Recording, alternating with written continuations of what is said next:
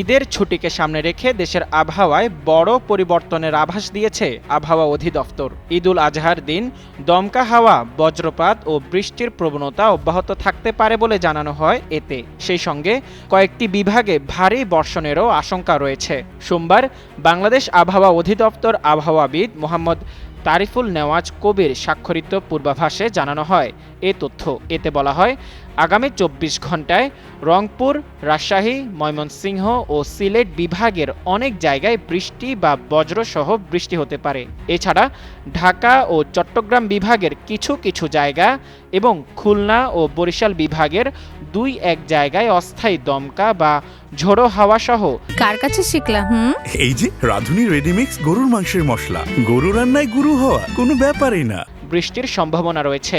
একই সঙ্গে রংপুর, রাজশাহী, ময়মনসিংহ ও সিলেট বিভাগের কোথাও কোথাও মাঝারি থেকে ভারী বর্ষণ হতে পারে বলে জানিয়েছে সংস্থাটি।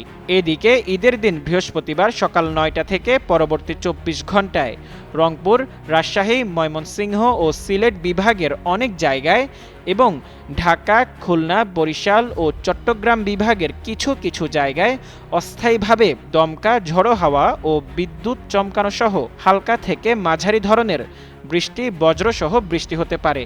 সেই সঙ্গে রংপুর, রাজশাহী, ময়মনসিংহ ও সিলেট বিভাগের কোথাও কোথাও মাঝারি ধরনের ভারী থেকে ভারী বর্ষণ হতে পারে।